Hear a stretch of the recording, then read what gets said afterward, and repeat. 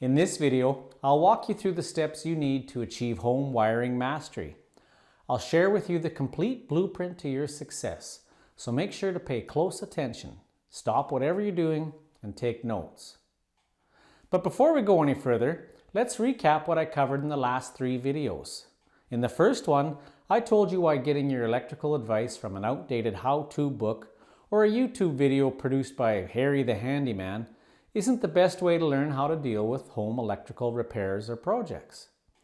In the second video, we jumped right in and I showed you how quickly you can start putting the skills learned in my home wiring mastery approach into practical use when I demonstrated the replacing of a faulty switch.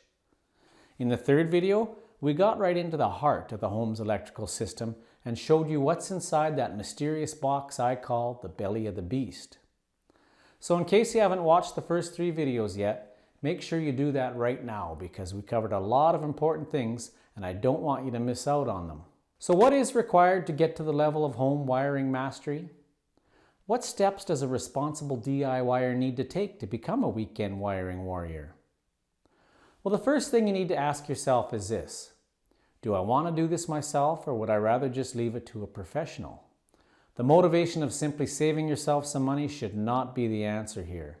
That's just an added bonus. This should be something you're interested in and that you want to do. In the world of the trades, there's a bit of a smug arrogance to electricians versus most of the other construction trades, and I can say that and get away with it because I'm an electrician, and I've been guilty of aiding and abetting that stereotype. I've been known to tease my fellow tradesmen with comments like, "Did you know that in trade school, if you fail the entrance exam for electrical, that they just give you a journeyman certificate in any other trade of your choosing, and they send you off to work?" Now, of course, that's just friendly teasing because almost all trades require that you have a good skill set in subjects like math, physics, and chemistry, just to name a few.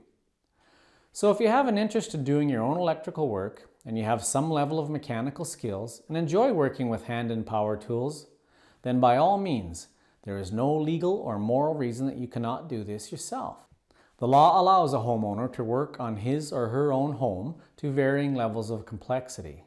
Some work may require a homeowner's electrical permit, but generally speaking, replacement in kind of any electrical device or fixture does not need a permit.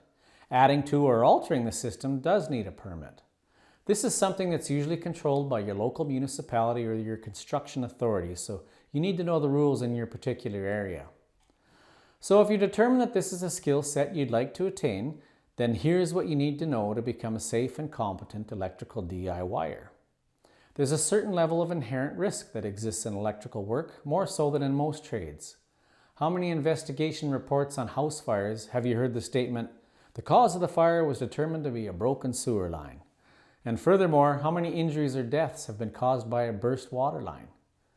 Now, that's not to say that all construction workers aren't exposed to the risk of serious injury or death, but electrical seems to get the most attention of any of the trades in my observation. So having said that, you can reduce the risk if you have the right training.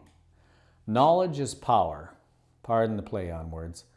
But that power can be achieved with home wiring mastery. The very first thing you need to know is safe work practices when working with electricity.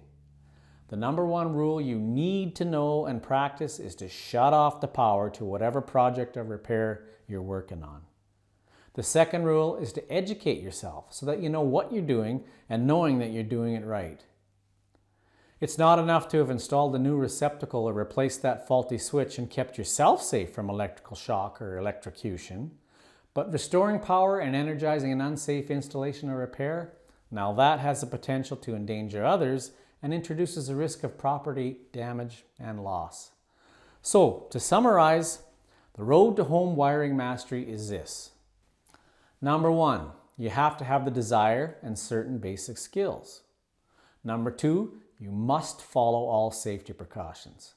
Number 3, you need to power up with knowledge. All this and so much more is covered in my upcoming course, Weekend Wiring Warrior. After taking this course, small electrical projects or repairs will no longer seem too difficult or too scary to tackle. The course material is laid out in a way that walks you through required safety practices and the knowledge base required, and then, using animations and other visual aids, It breaks down the individual devices in the home to show you exactly how they work. So make sure you're on the lookout for when my Weekend Wiring Warrior course launches. This is the most comprehensive and useful information that I've ever released, so make sure you get on my early bird mailing list.